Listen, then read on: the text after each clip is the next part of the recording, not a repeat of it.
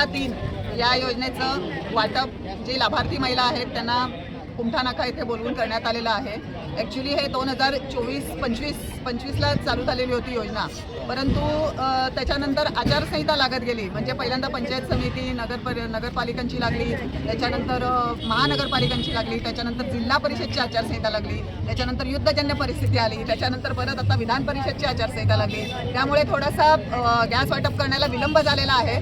तरी पण आज सर्व जेवढ्या ऑफिसला इथं कुमठा नाक्याला जे डायरेक्ट आलेल्या होत्या त्या सगळ्या बेनिफिशरीना आम्ही बोलवून आज रोहिणीताईंच्या हस्ते गॅस वाटप केलेलं होतं। तसेच जे आम्ही म्हणू की उज्ज्वला वीर म्हणून ज्यांनी काम केलेलं आहे, म्हणजे लोकांपर्यंत पोहोचून लोकांचे डॉक्युमेंट्स गोळा करायचे, त्यांचे कुठलंही एखादं रेशन कार्डात नाव नसेल तर ते किंवा कमी करायचं असेल, कोणी घरात मयत असेल आणि त्यांचं नाव कमी करायचं असेल, एखाद्याचा मृत्यू दाखला जोडायचा असेल, तर हे सगळे कामं ज्यांच्या माध्यमातून केली। म्हणजे आम्ही तर प्रत्यक्ष लोकांपर्यंत पोहोचू शकत नव्हतो, पण अनेक जे आता त्याच्यातनं काही लोक उज्ज्वलाच्या माध्यमातून म्हणजे म्हणता येणार नाही की त्याच्यात आमचा सिंहाचा वाटा आहे, पण 1% तरी आमचा खारीचा वाटा आहे, कारण की लोकांपर्यंत पोहोचायला आम्ही मदत केलेली आहे। आणि जेव्हा पण इलेक्शन लागतं त्यावेळेला उज्ज्वला स्कीम चालू होते आणि मग त्यावेळेला आम्ही सगळ्या नगरसेवकांना इच्छुक 900 उमेदवार असतात, सगळ्या सामाजिक संघटना असतात, त्यांना आम्ही फोन करून आवर्जून सांगतो की ही डॉक्युमेंट्स आहेत। प्रत्येक उज्ज्वला योजनामध्ये वेगवेगळे क्रायटेरिया लावले जातात, जसे की यावेळेला 12 आकडी ration card, digital ration card compulsory होतं आणि त्याच्यामध्ये प्रत्येकाचं डॉक्युमेंट, त्याच्यानंतर प्रत्येकाची KYC, प्रत्येकाचा OTP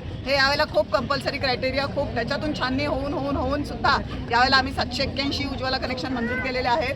आणि एवढं सोपं नाही आहे, कारण की उज्ज्वलामध्ये एक जरी चूक झाली तरी ते डायरेक्ट आमच्या एजन्सीला वरती येतं आणि एजन्सी आमची रिजेक्ट होऊ शकते। पण त्यातून सुद्धा आम्ही मग काही वेळेला नगरसेवकांची खूप इच्छा असते ना आमची असते की एखादी गरीब महिला आली तर तिला द्यावं, पण ते काही क्रायटेरियामध्ये बसत नसल्यामुळे आम्ही देत नाही। तर आम्ही आज एवढं सगळ्यांचा इथं सत्कार पण केलेला आहे नगरसेवक लोकांचा, ज्यांनी उज्ज्वला केलेला आहे।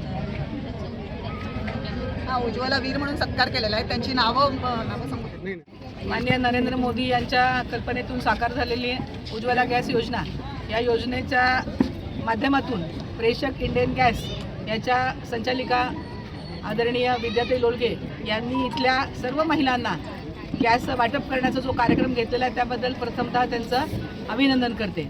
त्याचबरोबर या सगळ्या महिलांनी त्याचा लाभ घेतला। म्हणजे 2014 पासून जी योजना चालू आहे ती आता 2026 साल उजाडलेलं आहे, तरी कंटिन्यू 12 वर्ष एखादी योजना चालवणं हे कुठल्याही आत्तापर्यंतच्या सरकारला शक्य झालेलं नव्हतं, ते मोदीजींनी करून दाखवलं। आणि यासाठी उपस्थित आमचे सगळे नगरसेवक, सगळे पदाधिकारी, महानगरपालिकेचे सगळे आमचे उपस्थित सगळे नगरसेवक आणि ह्याचे सगळे लाभार्थी आणि याच्या संचालिका विद्याताई यांनी हा सगळा योग जुळवून आणलेला आहे। आणि या सगळ्या महिलांनी याचा योजनेचा लाभ घ्यावा आणि सर्वांनी या संस्थेला आणि या इंडियनच्या गॅसच्या संस्थेला सहकार्य करावं, अशा प्रकारचे मी सगळ्यांना एक आवाहन करेन। आणि या सगळ्या महिलांचं उज्ज्वला गॅस योजनेमध्ये सहभागी झाल्याबद्दल अभिनंदन करेन आणि विशेषतः विद्याताईंचं अभिनंदन करेन की त्यांनी या महिलांना त्यांच्या गॅस योजनेचा लाभ दिला। धन्यवाद।